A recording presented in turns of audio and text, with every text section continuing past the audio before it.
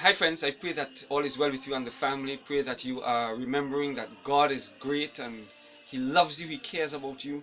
And I hope that you remember that He's coming soon.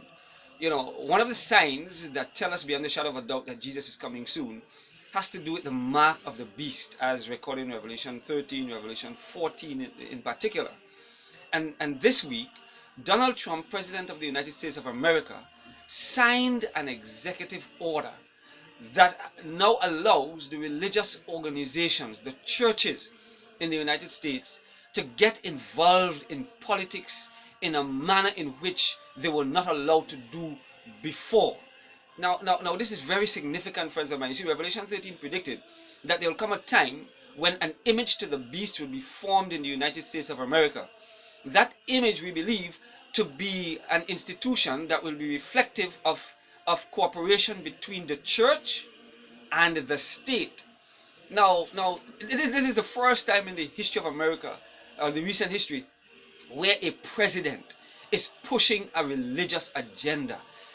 I mean, here he was allowing the churches to now be able to speak from the pulpit to influence the political fray, the politics of the United States of America, and by extension, of course, the entire world.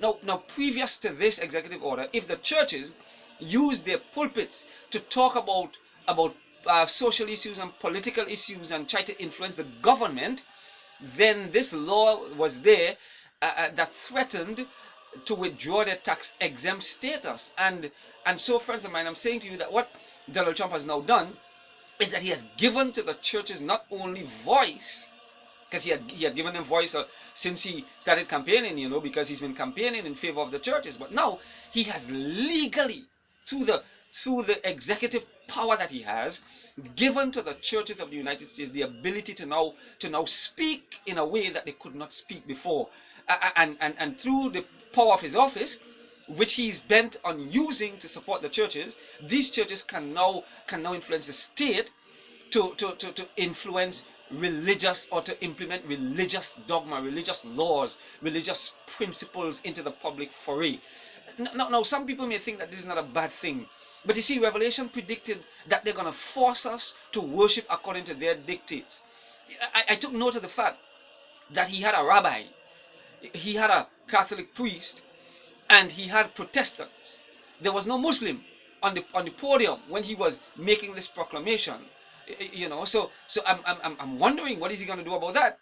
Of course, he later announced that he is taking his first overseas trip, and here are the places he's going to. He's going to Saudi Arabia, which is the center of the Muslim world. The two most sacred sites in Islam are located in Saudi Arabia.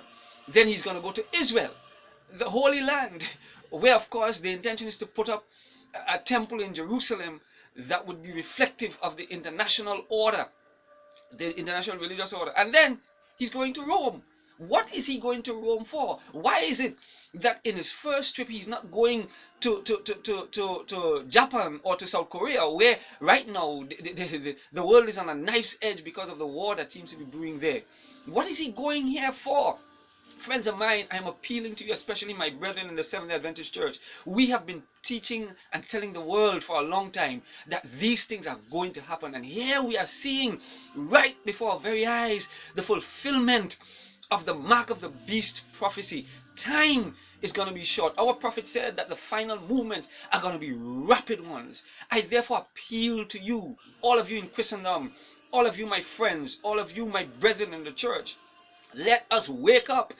You know, the Bible predicted that there will be a revival of primitive godliness. That primitive godliness, I believe, was reflected in the church of the early apostles, where those who had sold what they had just to ensure that everybody in the church had what they needed, where the focus was on telling the world of a Savior who had come, who had died, and who is coming again. Now is the time for us to get up, use our resources, use our energy, use our time to get this final warning to all the world. And so I appeal to you, join with me. And if you don't want to join with me through Loud Cry Heralds, you know, that program that we do every Sunday, if you don't want to join with me through that ministry, then start your own ministry. You know, God has work for us to do in our communities, work for us to do where we live, work for us to do where we work. Let's get the work done. I'm Kevin Macmillan again, and I believe that Jesus is coming in my lifetime. May God help us to be ready, for soon and very soon we are going to see the King. Maranatha. God bless you.